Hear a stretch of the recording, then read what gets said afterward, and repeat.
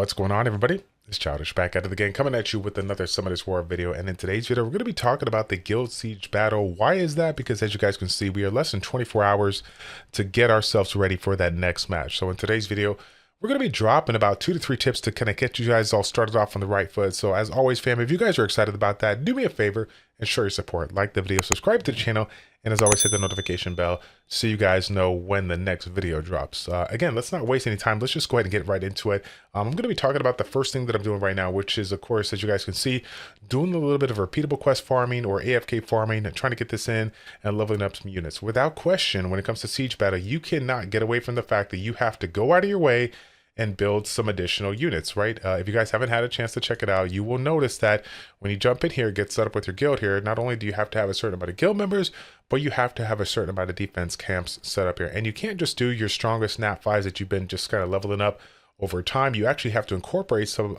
siege battles that have 4-star or under units out there that you can utilize as well. So not only are you going to be using some units that you've been using all the way, but you're also going to be, taking a look at new units, doing some theory crafting here, and trying to figure out which units are going to work better for your summoners. So first and foremost here, you got to get it in there, get this farming in, because ultimately you have a limited amount of resources that you've collected, via the XP potions and the quests, the events and whatnot. You can utilize those to level up some, but most of you have used those to level up all your units to thereby level up your account, right? We've talked about this many times, and every single YouTuber's talked about the how to level up your account, quickly. Take those XP potions, level up your units from 1 to 40, 1 to 50, and you'll see a dramatic boost in here. But again, if you don't have any of those resources, what do you got to do? You can go to the path of training to get yourself some bonus, or you can just go old school, free to play. Get yourself some AFK farming, repeatable quest farming here, and just get yourself some additional XP by utilizing your summoner, maybe one strong unit, and then throwing 2 to 3 units on here that are low level, that have some runes on the back end, so they're a little bit tanky. They can stay alive and just get some free XP in this mix here. Okay.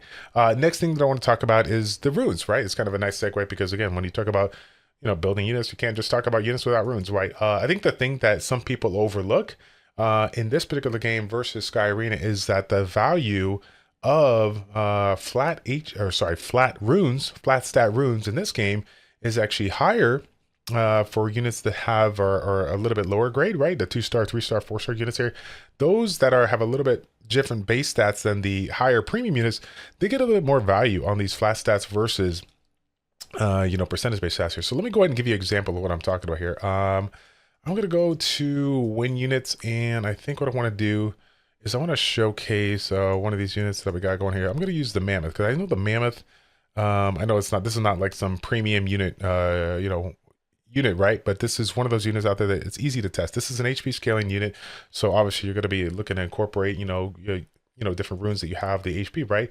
I'm going to look up here. I guess I already got it selected. Look up my flat HP runes here, and I got something like this.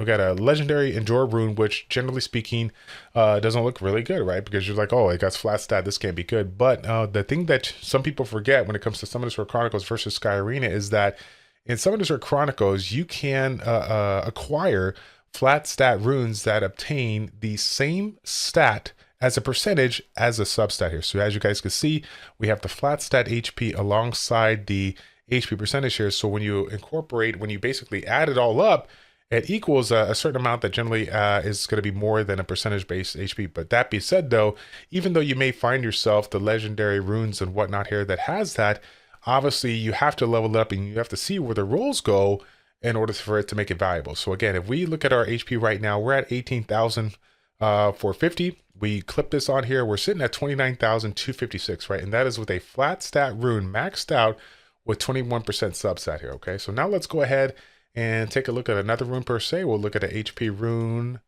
percentage here, and we have a vampire rune here with some flat HP, but this time around we have just 51% here. So let's take a look at that. We have a couple of rolls, as you guys can see, an S3 roll and a flat HP, similar to what we had in the other rune. We get an S3 roll and the HP percentage, right? Take a look at that real quick. We're going to equip this up, and you will notice here we went from 29,000 to 24,000, basically stating that the value of the flat stat rune for specific units are going to be a little bit different. Again, we're going to get a lot more value from our 2-star or 3-star or 4-star units, the ones that are not natural 5 stars, because of their base stats and their current natural percentages, we're going to get a little bit more value out of them with those flat runes. But again, regardless of the fact that we provide value, you still got to remember, while you may pull up these runes and they look good on paper, until you actually roll them out, you don't really know how they're good. And in addition to that, you're not just going to go for a flat stat rune with the percentage-based stats and be like, oh, this is going to be good, I'm going to hold on to this. If the other stats are horrific, then yeah, you're not going to incorporate it. But if you got something like a HP flat rune with HP percentage, defense percentage, resistance, accuracy, or something like that, percentages, that is going to be a rune that you want to keep to, and you want to go ahead and hold on to. I put this out there because, obviously a lot of us were farming, day in and day out. We're taking those runes, we're succeeding them, we're combining them, we're making accommodations, and it's really, really quick. We sometimes jump to it and we take a look at a rune and we're like, oh, it's flat stat, it's trash, let me go ahead and roll it out. But if the flat stat rune is of high quality, high grade, like a legendary, and has these subsets that we're looking for, I definitely encourage you guys to incorporate it. Save those 2, 4, 6 slots here, because you never know what kind of value they can provide you down the road, especially when it comes to siege battle, when you're forced to focus on 2-star, 3-star, 4-star units alike here. So last but not least here, the one thing that I want to mention is the overall thought on, guild strategy or siege strategy, right? Okay, there's a couple of things that are going to be in play. Not only are we playing a game that that incorporates a certain amount of units, but we're also taking a look at a specific amount, a new combination, right? The summoner per se. So in addition to trying to build teams that are really, really strong versus the opponents that we're going to be going up against, we not only got to consider the teams that we're going up against, but we got to consider the type of summoner that it is, right? Because as you guys know, when it comes to RTA Arena, it's obviously a different kind of strategy going up against a Orbia versus a Cleave versus a Kina. So do you decide to go ahead and incorporate a specific team with your 2-star, 3-star units and utilizing a Kina summoner, depending on who you got in your guild, right?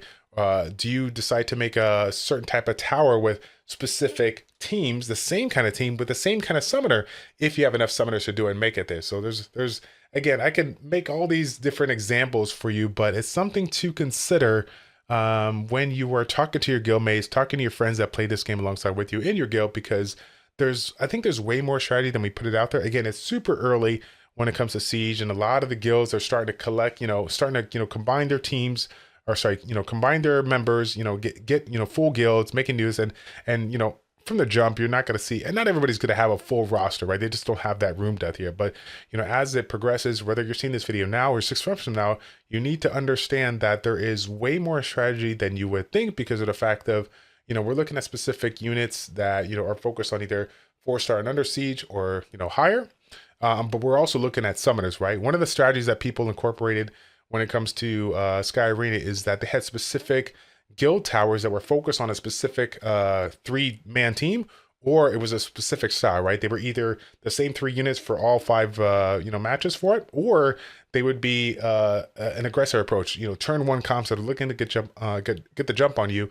And if you didn't have enough turn 2 teams or certain teams that can counter it, then you were going to be at a disadvantage. So again, that's something that people could consider, but ultimately they have to consider that in addition to what the summoner they're going to be utilizing. Obviously, when we think about the main summoner that we use, we're all going to be using our main summoner, but that's the thing about this game, is that we have a specific, we have a random amount of summoners for every single guild. Not everybody looks at, what summoner they're having as far as when they're guild recruiting, but that is something to consider when you're building your team. So again, take a look at it, with your guild mates, guild leader, figure out what you want to do, and also take a look, last but not least here, take a look at some of these units out there, and even go back over to the monster book to go ahead and see, what could be extremely valuable for you. Again, another thing that people are going to overlook is the strength of some of these low star units out there that are outrageously good.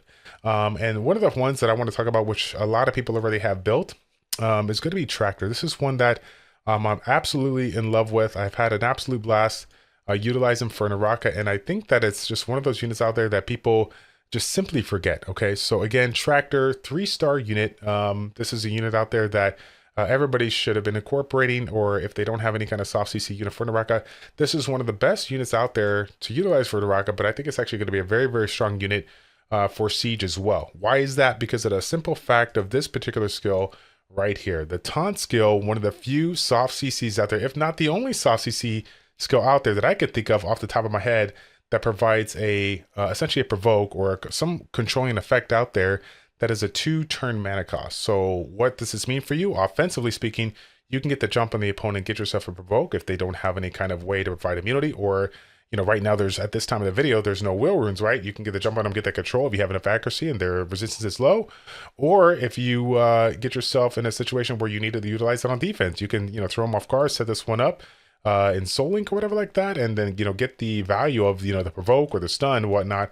I prefer, like I said, the CC on this one as well. The CC on this one for the skill 2 or skill 1, the first active skill, is a very wide range. This is one of the units out there that I used to incorporate in my arena climbing to get the jump on somebody, and like I said, control them to not allow them to do their main skills, and then just kind of kill them down and just kind of, like I said, control the playing field with it. So another unit that I want to throw out there, and again, I'm not going to go through a lot of units. I just want to kind of get your guys' thinking here, is another unit that you probably have built. If you're a fan of Barcode, he's one of the people that I think him and I recommended this. I think he recommended this more so than I. But it was one of those units out there that without question is one of the best free-to-play healers that you can incorporate, right? So one of the ones that I want to talk about here is going to be Rakaja. Rakaja is one of those, 3-star, I think it's a 3-star, not 2-star natural unit. This might be a 2-star natural unit, but the reason why a unit like this is so outrageously important is because of the actual type of skill and the amount of healing output it provides, right? We have a lot of units out there like Area and whatnot that provide, without question, the most amount of healing output, over a certain amount of time here. But if you take a look at a unit like this versus a typical healer, they may have heals based on, target's HP or your HP or whatnot here. But if you take note here, this one is based on the number of surviving team members. And again, I don't have any runes on this one to kind of showcase because I just borrowed this for another, I was doing some clearing. But this particular unit with basic 5-star, a mixture of 5-star hero, 5-star legendary runes, triple HP 246, right?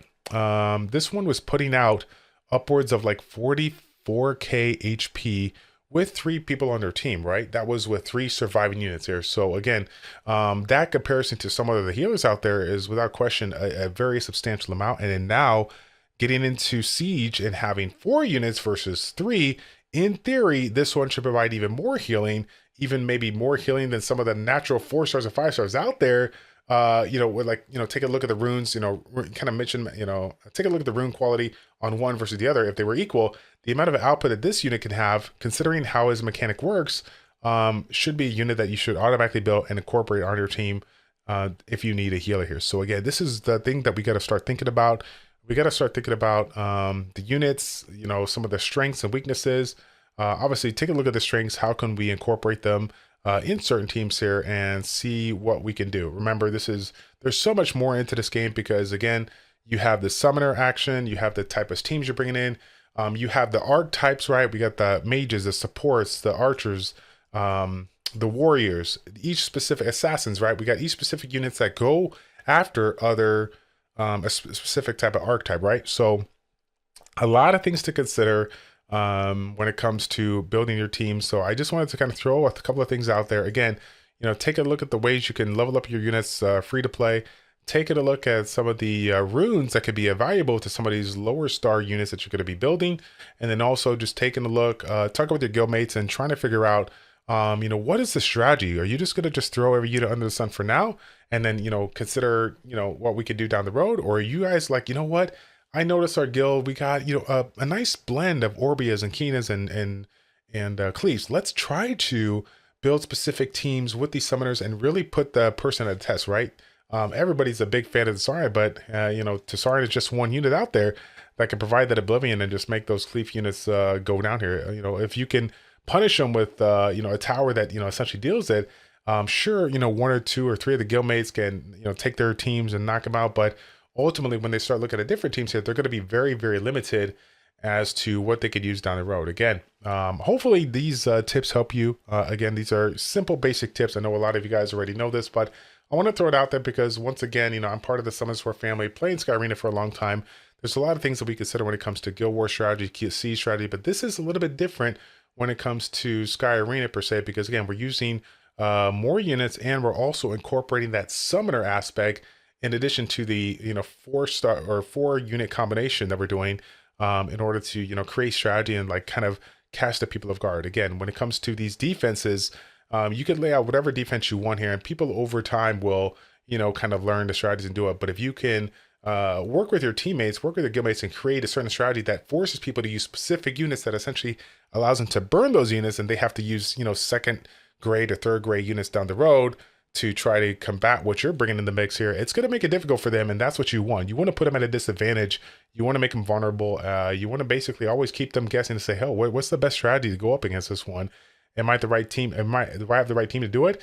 Is my summoner strong enough to do it? Those are some of the questions you're going to have to ask. But anyways, guys, enough rambling for me. Thank you guys so much for watching this and making it all the way to the end of the video. Again, do me a favor, show your support. If you guys enjoyed this content, give me a like on this video, and I will see you guys all in the next one. Take care.